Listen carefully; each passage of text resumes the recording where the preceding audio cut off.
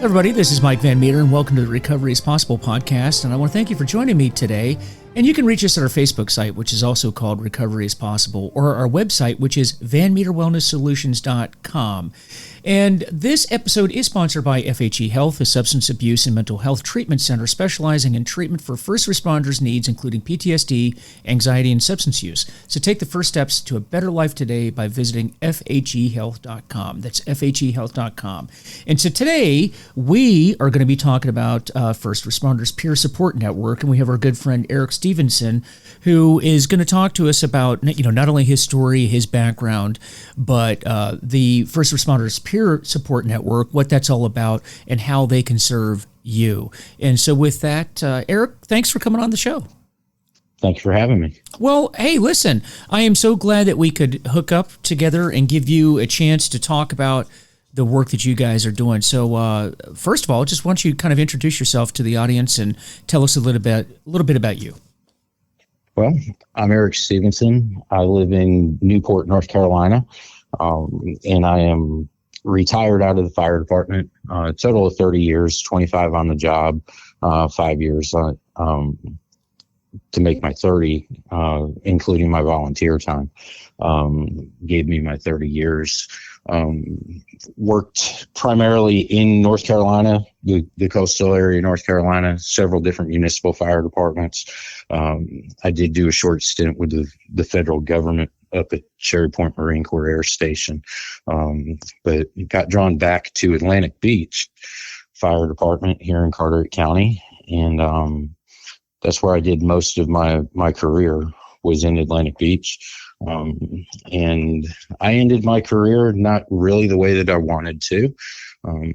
Just this past year, I did get approved to go out on a medical disability due to PTSD, anxiety, and depression issues, which stemmed from an entire career worth of calls. As first responders, we see not so pleasant things sometimes. And over on the coastal side of things here in North Carolina, unfortunately, we covered a lot of beach area and involved a lot of ocean rescues and drownings and things like that. And I struggled for a really long time with my PTSD. And it wasn't until about 4 years ago or so that my prior fire chief, who was actually my best friend also, Chief Adam Snyder, came to me, and he started disclosing some information to me about things that he was dealing with. And it was all PTSD. It was work-related things, calls we had gone to, ocean rescues, fires, things like that. And he started confiding in me some of these things that he had been dealing with. And as he was telling me his journey and his stories, I could relate to everything that he was telling me. Anxiety issues and depression, nightmares, flashbacks, not being able to sleep. And I'm thinking to myself, oh my gosh, I feel the same way that you do. But I never disclosed that to Adam as he was telling me these things. I thought that the best thing I could do was just be there for my best friend and my chief. If he was going to tell me these things, I was going to sit there and listen to him. And I didn't realize how important it probably should have been for me at that time to really open up to him also. And we could have really shared at that point and probably been a lot more beneficial to each other than me just trying to be stone-faced to him and just be there as a listening ear to him. Let him know that, hey man, you're not alone. I feel the same exact way. But I neglected to do that. I went on this roller coaster ride with Adam for about 3.5 years or so, where every once in a while he'd call me in the office or he'd call me at home and just, hey, I got to talk. And I'd sit there and I'd listen to him. And it wasn't until Hurricane Florence came through here in the eastern part of North Carolina, to where I really realized that I was having some serious issues. I knew that I was struggling. I was having nightmares. I wasn't able to sleep, had some depression and a whole lot of anxiety going on. But the one thing that really pushed me over the edge was Hurricane Florence. You know, anybody that lives on the East Coast, especially from South Carolina up to about the Virginia area, knows how significant that storm could have potentially been for us here on the coast. And my wife is also a first responder, and this was the first major storm that the two of us were going to have to face together since we had been married, and we were both going to have to leave and be at work. We were potentially looking at a Category 4 hurricane making direct landfall on the east coast of North Carolina. And so I had a whole lot of anxiety built up as this storm was coming through. Had some family issues, couldn't get my mother to leave town, things like that. And I completely broke down. I dumped all my stuff out on the table the night before my wife and I were supposed to go to work the next morning. And I admitted everything that was going on with me. My anxiety, my depression, my suicidal ideations, things like that. And it was pretty intense, to say the least. My wife and I, we said goodbye the next morning. We both go to work. And my wife had to leave about an hour and 45 minutes before I had to report to work. And I'm sitting at the house, and I was contemplating on whether to take my life or try to ride this storm out. And I immediately called Adam, and I asked him where he was. He told me that he was going to work. And I told him that I would meet him at the firehouse. And as soon as I did, we went up to his office. He said, "You don't look too good this morning." I said, "No, sir." And I completely broke down to my best friend. You know, I didn't consider Adam my fire chief at that particular moment. I just needed somebody to talk to and air out the way that I felt. And Adam looked at me, and Adam was 6'3", 250 pounds. And he jumped up from behind his desk when I started telling him what was going on with me. And he just gave me a big old hug. And he says, "I'm sorry." I said, "What are you sorry for?" He said, "I didn't see it." I said, "Well, just like you and your story," I said, "I didn't see it until you actually said anything to me." And right there, Adam saved my life. He told me that he'd take care of me during the storm, which he did. He watched out for me, which I was very grateful for. Literally, I wasn't out of his sight for any more than 5 to 10 minutes at the most during the 3 days that we were stuck at the firehouse during the hurricane. And Adam kept a pretty close eye on me. We had a lot of deep conversations, you know, wee hours of the morning with the storm coming through, things like that, lots of tears shed. And the very next day, after we were cleared from the firehouse, the next day, Adam had me in touch with the first therapist that I had ever talked to. He told me that he would get me the help that I needed, and he did. He helped me with that. And for the next 6 months after Hurricane Florence, every day that I reported into work, the first 30 to 45 minutes of my day consisted of sitting in Adam's room, Adam's office, and we would pretty much do a buddy check, make sure that we were both okay. I was talking to my therapist, things like that. Still not being honest, 100% honest with really what was going on. My wife had that one glimpse of things, and that was it. I tried to protect my wife and not tell her really everything that was going on with me up to that moment right there. And March of 2018, I ended up losing Adam in a skiing accident. And that was absolutely devastating to me. I thought that I lost the one person in my life that truly understood where I was, what I was going through, and could really relate to what was going on with me. And so I was absolutely crushed. I was devastated.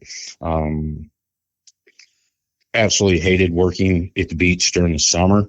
So we had to plan Adam's funeral. We were ramping up for the summer season over at the beach, and the calls kept on coming. And so the bad stuff just kept accumulating. I lost Adam. We're still seeing bad calls. We're still, responding, things like that. And I was just trying to survive. I was having a really hard time struggling with the loss of Adam. And I really wasn't living. I was in pure survival mode every single day. I was trying to figure out reasons to try to stay alive rather than take my own life. And it was a scary, scary, dark time for me. We went through the summer, absolutely horrible summer. We had several drownings that year, and I just couldn't take it anymore. I was up to my eyeballs, and I finally went and I reported to work one morning, saw my new fire chief, and I told him what was going on with me and that I needed some serious help. I was put out of work on workman's compensation, and I was still seeing my therapist. We were trying to figure out what to do, things like that. And I found a treatment facility up in Vermont. The Brattleboro Retreat had a program called the Uniformed Services Personnel Program, and it was strictly first responders, military people, things like that. And I ended up going up to Vermont, which was supposed to be only a 2-week program, and I ended up spending 6.5 weeks up in Vermont. And I felt really, really good. Learned a lot of things up there about myself, learned a lot of things about the way I was mismanaging things, the way I was handling things. And one of the biggest things that I realized while I was there is that I lost complete touch in who I was. I'd related to the fire department for so long throughout my career that I'd lost touch that I was a husband, and that I was a provider for my wife. And contrary to some people that you might talk to, that I'm a kind-hearted, caring individual. And I had lost sight of that myself. And all I could think of was the fire department. This is all I know. This is all I've ever done. This is all I ever wanted to do. And the thought of walking away from it really kind of scared me, because I didn't know what else I would do or that I could do. But it took me going to Vermont to realize that if I wanted to truly live again and be happy and not be miserable every single day of my life and think that I needed to die, I felt the only choice I had was come back and walk away from the fire department. Probably the second hardest decision I've ever had to do. First one, of course, was admitting I had a problem and that I needed some help with my mental health issues. Mm-hmm. So I came back and I decided that I was going to leave the fire department. And so I had submitted my paperwork for my medical disability retirement, which was not an easy process. Workman's comp kind of threw some kinks in the plan there. The retirement system, at one point I was told they didn't know what to do with me, because they had told me they had never had a first responder try to retire due to PTSD, anxiety, and depression. So it was a very lengthy process. And during that process, there were some restrictions put on me through the state of North Carolina, which put me back into my depression. And I started to have a downward spiral again. No matter what I tried to do to get myself out of that hole, I couldn't. So I was depressed almost every single day. I had a lot of anxiety built up again, and the suicidal thoughts started creeping back into my head. My therapist knew this. She was writing letters on my behalf, things like that. And one night, just about a year ago in September, my wife looks at me as we were having dinner, and I was trying to play it off the best I could, hoping that my wife didn't realize what was going on. And my wife just looks at me one night at dinner and she says, "Do you think that it's time to go back somewhere?" And I just completely broke down. And I said, "Thank God." I said, "How long have you known?" She said, "I've known for quite a while." And we had a pretty long talk about it and made me feel a little bit better. And I made the decision that I was going to go back to another treatment facility. Unfortunately, COVID had already come through and had a pretty good grasp on things by that point. And Brattleboro Retreat, their USP program, was shut down due to COVID. I contacted 4 or 5 other treatment centers that I had found online, and I am standalone mental health. I don't have an addiction issue. I don't have a substance abuse problem. And I was having a hard time finding a facility that would take just standalone mental health. And just out of happenstance, one night, I get a call from one of the therapists that used to be at the USP program. And she asked how things are going on my side of things. And I told her not too well, that I was actually looking for somewhere else to go again. And she just happens to tell me, she says, "Well, myself and 2 of the other therapists that used to be at USP have opened up a new facility. Would you like to come up?" And I was like, thank gosh, I finally found somewhere I can go again. So last December, I ended up going back to Vermont, what I refer to as my tune-up period. I went back up there for another 2 weeks. I got tuned up. I learned a few more new tricks that I could bring home and try to stay on top of my recovery process. And I felt really good when I came home, and I felt like I had more support from my wife the second time that I came home. And I don't know if it's because I was more honest, or whether my wife was actually showing more concern for me. I really don't know. I think it was probably a little bit of both. But when I came home the second time, things were a lot different at home. We were a lot more open. We were a lot more verbal communication between the 2 of us. I wasn't trying to hide things from her. If I was having a bad day, I'd let her know that I was having a bad day. And I felt really, really good. And I started getting scared at around month 3.5 that I was home, because I knew that's when I started to have my downward slide after the first time. And we were having a conversation one night. My wife asked me, she said, "How come you didn't tell me you were struggling so bad before you went back to Vermont the second time?" And I thought about it for a minute or so, and I told her, I said, "I feel like I failed." And she said, "What do you mean?" I said, "I went there because I wanted to be here for you the first time. And I was kind of ashamed to admit that I had gotten right back to the same place that I was, not even a year ago." And we had a good old cry that night. And my wife looks at me and she said, "You didn't fail."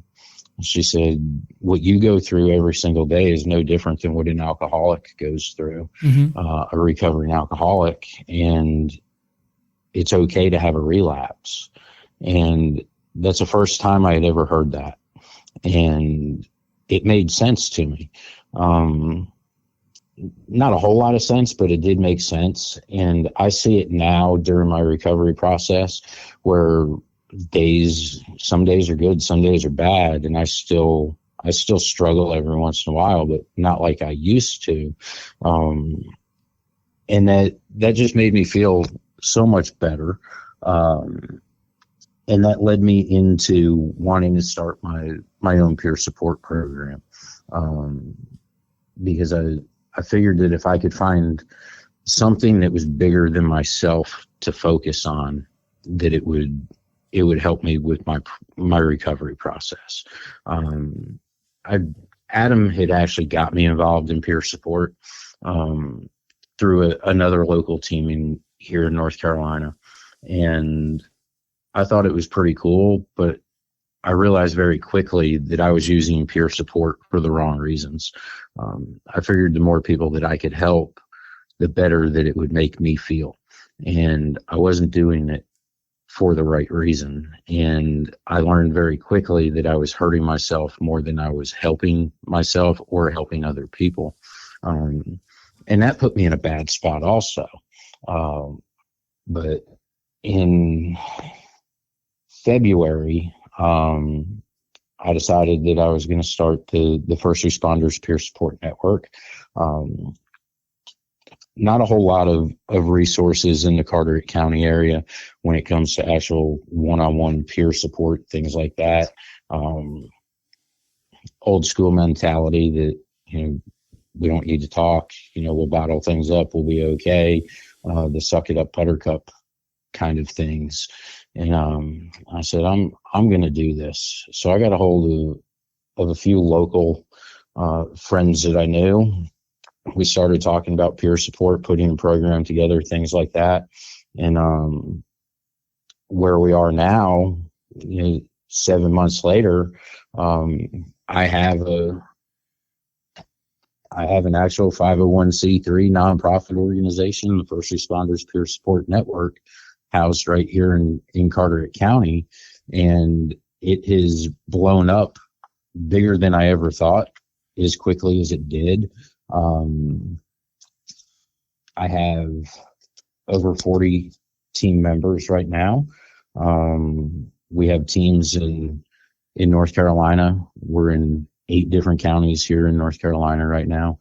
And I've got a chapter down in Florida.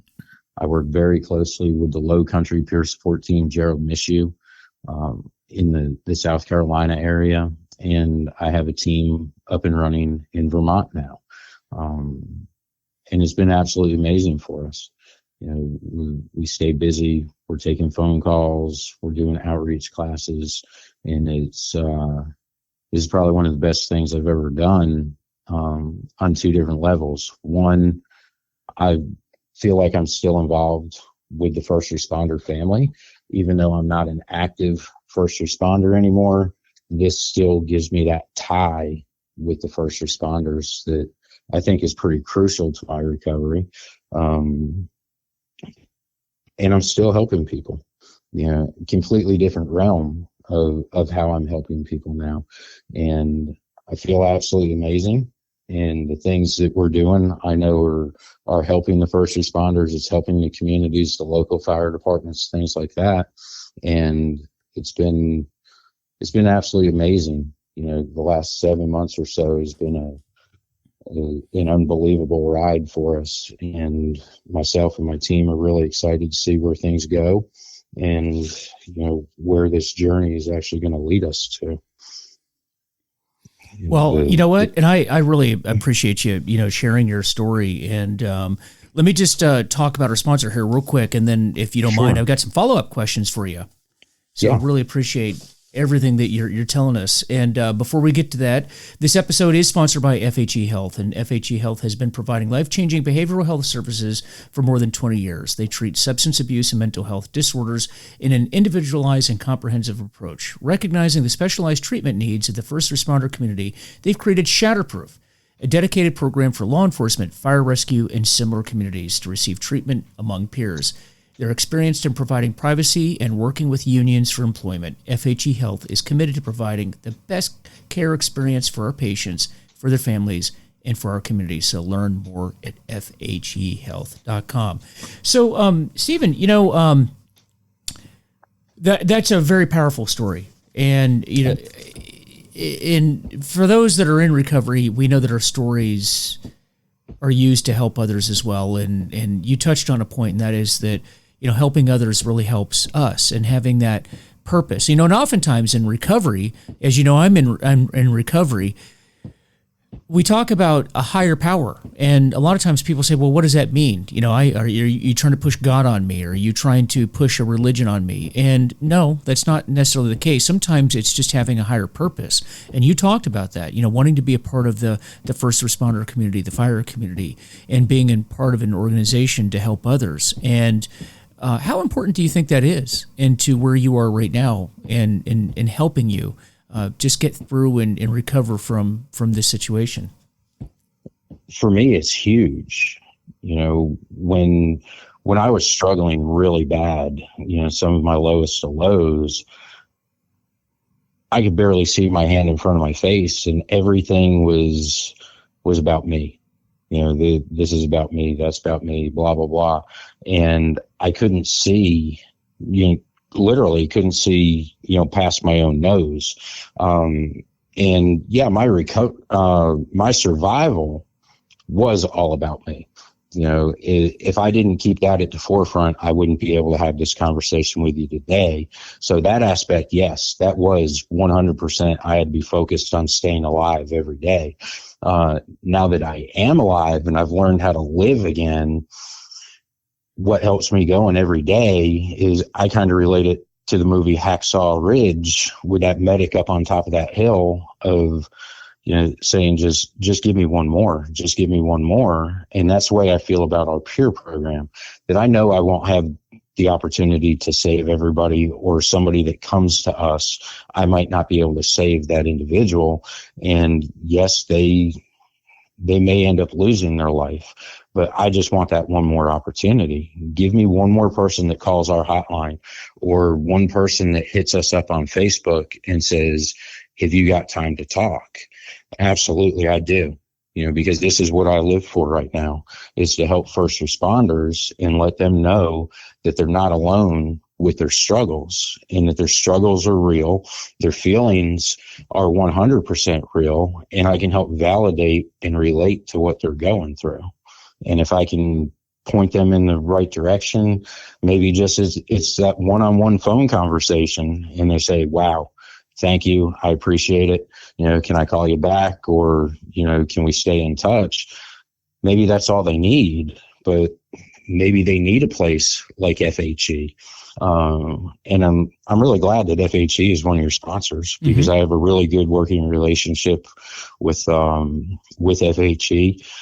We have facilitated several first responders here in North Carolina actually going down to FHE and getting help that they need, both for substance abuse and for the mental health side of things.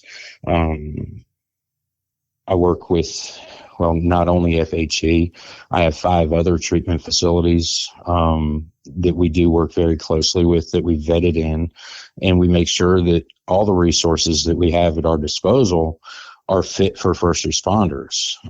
So every one of the treatment facilities that we have has a first responder program associated with it. All the clinicians that I work with, they've been vetted in also, and make sure that they have a first responder background and they can relate to what a first responder is going to have to talk to them about, which I think is extremely important. Where people always want to know what the difference between us and like an EAP therapist or something might be, and why our therapists might be better. Not saying that they're going to be better, but it's the way that they can relate to the people that we might be referring them to, is that they're going to truly understand what a first responder sees, what a first responder goes through, what their typical work cycle might be of living in a firehouse for 24 hours, other than just like a regular, 8 or 9 to 5 job, because first responders are different that way. So we thought it was very important to have vetted clinicians and vetted treatment facilities. Yeah. And I'll tell you something else that I've run into lately, particularly not so much on the fire side, but on the police side, which is, my background, police and federal agent. There has been such a backlash from the public towards police officers, and it really has really, you take a profession just on the law enforcement side that tended to be sort of a close-knit society to begin with, and then you take the events of this last year, it's really made it even more so. And I would say that there's more of a need now to have clinicians that have that background, and where first responders go in and feel like they have that safe space. That's needed more now than ever, I think. Absolutely. I agree with you 100%. I've been to a therapist before where, what's going on, and you start talking to them about, something related work-wise, and they've got to stop, and you've got to explain what that particular thing is, or a piece of equipment, or a procedure that you were trying to accomplish, and they don't really understand what you're talking about.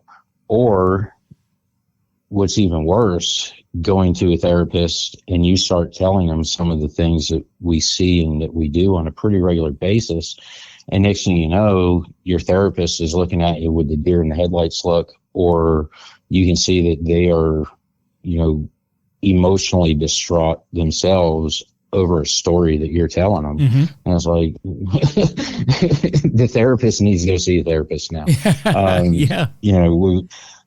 We want to make sure that the clinicians are going to be a good fit for the first responders that we're sending them to. Because I know how it was for me. It took me to hit absolute rock bottom before I finally decided to go to a therapist. And I don't want anybody else to have to think, well, I'm already at rock bottom. Is this therapist going to be good? Are they not going to be compatible? Are they not going to understand what I'm talking about? And the last thing that you want is to have a therapist that is not really geared towards a first responder. Yeah. Yeah, I mean, that was my experience too. It was a real difficult thing because it is a lifestyle that very, very few people live. And, and I always hear people say, well, we can understand. We can understand. No, you can't. And I've been through that myself. And I think it's critical that if you are a first responder to get into an area where you have other first responders that are working with you. And I'm so glad to hear that you're doing the work. And it really helps you as much as it helps them. And you talked about honesty and the importance of truthfulness with others. So yes. What was going on there? And maybe share with our listeners, those that may be struggling right now, because I run into this, quite a bit in people that I work with. And it's just this inability to be truthful with one another, and more importantly, truthful with ourselves about the true nature of the situation that we're in. And I know for us working with first responders, it's very difficult to make any headway if you're not first and foremost honest with yourself and others about what you're going through or what you're feeling. You can't, unless we put our finger on what's going on and let others know what's going on, we're not going to get better. I mean, do you agree with that?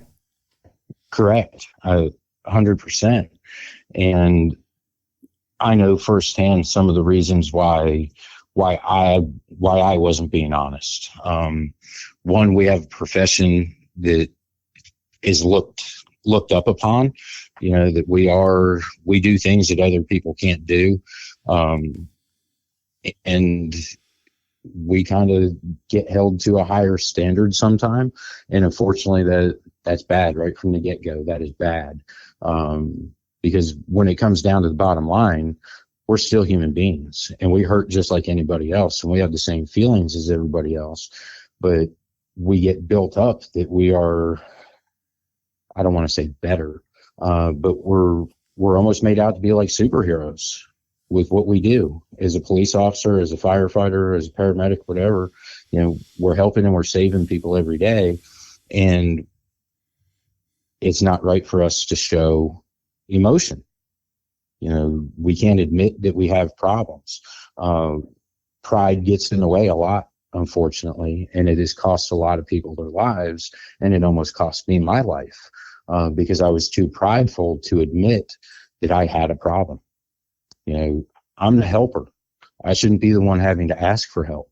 But now I see it's 100% okay to ask for help, and I hope that people do realize that it's okay to ask for help. You are human. You do hurt.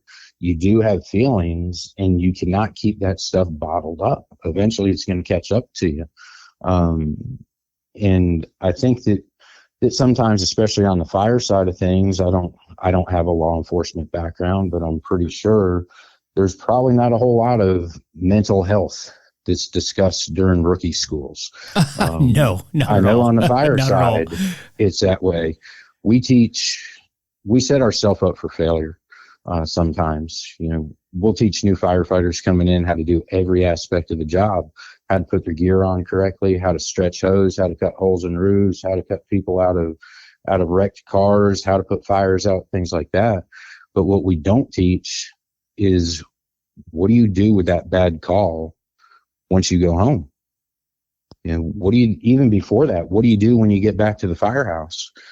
I know very few times that we ever went back to the firehouse and we talked about a drowning that we had out on the beach or a fatal house fire that we had gone to. We didn't really talk about all that stuff. We talked about the good calls, oh man, that was good, whatever else, but you need to be processing this in a healthy way. And unfortunately, I was not processing in a healthy way. I was shoving everything down, keeping it all bottled up. Other people, they might try to process, but they're doing it in unhealthy ways too, of, turning to alcohol, turning to prescription medication or illegal substances, to try to mask what's actually going on, try to make them feel better about what they're dealing with. You got to be honest with yourself. And once I was able to finally do that and admit that I had a problem, that I was struggling, I was scared to death. One of the hardest things that I did was sit down with my shift at the firehouse one night and tell them what was going on with me. And I had all the fears that they weren't going to trust my decision making anymore. They were going to think I was weak, that I couldn't do the job anymore. I had all those weird thoughts going through my head, and it was 100% the opposite reaction of what I was thinking was going to happen.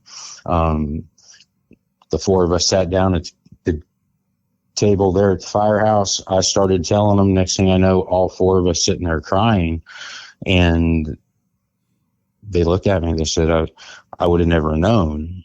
And I said, well, just like you guys, if you're struggling, I don't know unless anything is said about it. And it made me feel really good that people actually supported me. Mm-hmm. They didn't look at me differently, like I had another head growing out of my shoulders or anything. And it was like a huge relief that was lifted off my shoulders. Like, whew, thank gosh I was able to get that out, and that people, understood. They might not really understand what I was going through, but they understood that I was struggling, and that's what was important to me. So people need to realize that it's okay to hurt, and it's okay to feel that the way that you do, and those feelings are valid. And what you think might be the best thing for you, of keeping that all bottled up inside, is probably one of the most detrimental things that you can do. Mm-hmm. And that it is okay to reach out for help. You have to make sure you're getting good people that you're reaching out to, and that you have a good support system. But it is 100% okay to admit that you're hurting. Yeah, because what I found in my career is that when I started talking about my issues with people that were around me, how many other people had the same issues, and how many people had loved ones that had those issues. Even if it wasn't them that had the same issue that I had, they at least knew somebody that had that issue. It affected everybody. And, right. It really does it opens up those doors, and it's just a discussion. Somebody has to start that discussion, and I'm just so glad that you're doing it. And something else that you brought up that I've noticed over the years in law enforcement, there in law enforcement and first responders in general, because I know fire departments are the same way, to a large extent, corrections officers, EMTs, and the military for that matter. There aren't many jobs that are out there where a person identifies, their identity becomes that job, if you follow what I mean. If I say I am an FBI agent, it's like, that's what I am. It's my persona. It's what I am 24/7. It's more than just a job. It's who you are. If you're a firefighter, it's who and what you are. EMT, so on and so forth. And there aren't many jobs that are like that. And I think that the problem with that is that you mentioned you didn't know what you were going to do when you left the fire department. You didn't know anything else. And that's a real problem because, I was not born an FBI agent. I wasn't born a naval officer or a police officer. And I'm not going to die that way either. At the end of the day, you're you. You are a human being. And I personally think that we need to do more work in constantly reminding people that, yes, this is an important career. It's an important, I'm not downplaying that at all, but you can't lose sight of who you are and have other interests and other things that you do, because you're not going, let's face it, I don't care how much you love the fire department or the police department or whatever agency you're in, you're not going to be there forever. So what's the next step? And that's a cause of stress and depression, and creates a whole host of issues for people when they don't keep that in perspective. Would you agree with that? Absolutely. And I was that way. I identified 100% that I was the fire department. Military first responders, you ask us what we do.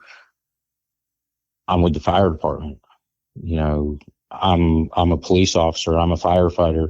I'm a Marine. I'm a soldier. Whatever the case is, that's how the first responders identify. As where if you ask the guy that builds houses every single day, the construction worker, I'm a framer. I build houses. The person that works at a restaurant, you don't hear the guy at McDonald's say I like the Subway analogy. The guy that works at Subway, you don't hear him actually say, I'm a sandwich artist. He says, I work at Subway. The person at Walmart or at the grocery store, the same thing. I work at Food Lion. I work at Walmart. And the first responders, though, completely different. We self-identify as that profession. Yeah, you don't say I work at the fire department. You say I am a fireman. It takes on a whole nother connotation. Yes, it really does. And we almost brainwash ourselves sometimes. And you cannot lose perspective of the other things, that you are human. You are, like I said, the things that I lost track of, that I was a husband and that I was a provider and things like that. I can survive doing anything I want now. And I know that. As where before, it scared me to death that I was going to have to leave the fire department.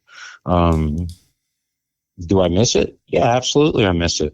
But I had to try to balance my scales out. Do I want to go back to that? And there was no way I could go back and get to a point of recovery and maintain that when I was still introducing all the traumas that I was still trying to recover from, because I knew I was still going to see those same types of incidents that got me there in the first place. Mm-hmm. And so I had to do some serious soul searching, and I had to figure out where my scales were going to balance out at for what was going to be best for me and my survival and my recovery. And with my wife, where does she want us to be? And I knew that it wasn't the road that we had just come down. It's where we saw our future going. And it was not with the fire department. It could not be with the fire department. And I had to make that decision. And I feel like I've made the best decision of my life. Yeah. By doing what I'm doing now. Because it's serving people in a different way. And absolutely. And this podcast actually is now, for myself, that's an outgrowth of, how do I continue to serve, the people in the community in a different way.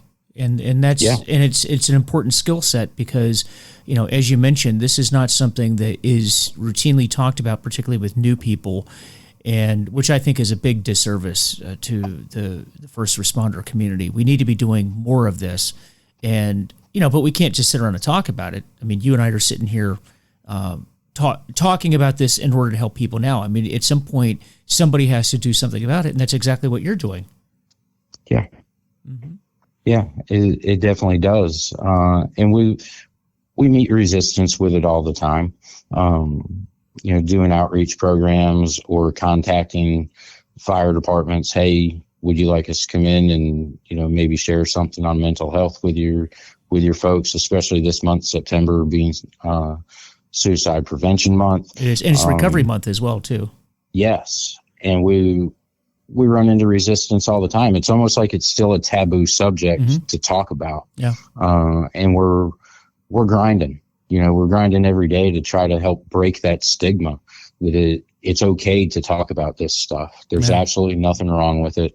And if you have success stories of people that have gone and gotten help either for substance abuse or for mental health disorders, that's great. Share those. Let other people know that, hey, look at this person. This is where they were 6 months ago or a year ago, or maybe even just as soon as just a few months ago, they're on the road to recovery. Share that. Put them in a spotlight and get that word out that you could do the same thing that I just did. You know, you have to show some vulnerability. You have to be willing to want to get the help and trust the process. I'm living proof it can work, you know, and I try to push that as much as absolutely possible, but we still meet our roadblocks. So every once in a while, so it's a work in progress. It is, but you're leading from where you stand, Yeah. Well, I so appreciate you coming on. Now, do this for me. Once again, just let our listeners know how they can get hold of you and get hold of First Responders Peer Support Network. Sure. You can get a hold of the First Responders Peer Support Network on Facebook. Just look us up, First Responders Peer Support Network. We do have a website that is www.frpsn.org. And we do have a hotline, crisis line number, and that phone number is 833-377-7648. Well, Eric, it's been a pleasure talking with you, and I really applaud you for the work that you're doing. It's so necessary out there, and I'm just so glad that you came on today, and I know our listeners are getting a lot out of this, and, you know, reach out to them. I'm going to be posting this information on our Facebook site, and then also it will be wherever you're getting your podcasts, the information will be there as well. So please reach out and talk to these folks, because it's just a phenomenal program, and there's so many people that need this. And you know something, if you're not a first responder, I know that's who we're talking about right now, but if you are struggling with anything that Eric has talked about, then make sure you get help as well. And I'm sure that you can reach out to this hotline and their website, and even if you're not a first responder, I'm sure they can connect you with anybody that will provide the help that you need. So please do that as well. And again, this episode has been sponsored by FHE Health, and according to SAMHSA, first responders are 30% more likely to develop behavioral health conditions like PTSD. So FHE Health specializes in getting first responders better and cleared for duty. So find out more at FHEhealth.com. So folks, as always, I want to say that I don't represent any group. You know, I don't represent anyone other than myself. And my only purpose is giving this information is to share with you what I've done, because it's helped me, and maybe it's going to help you too. So if I've said anything, or if Eric has said anything that does not apply to you or you don't agree with, then discard it. But try to take any information that you can use for yourself and help others as well, because that's what we do in recovery. We help ourselves along the way, and we help to impart the knowledge we've gained to others as well. So with that, again, please visit our Facebook page, which is Recovery is Possible, and our website, VanMeterWellnessSolutions.com. Let me know how I'm doing, and let me know if there's a topic that you're interested in hearing about, because I'd love to hear from you. Guys, you take care of yourselves out there, and we'll be talking with you soon. Thanks.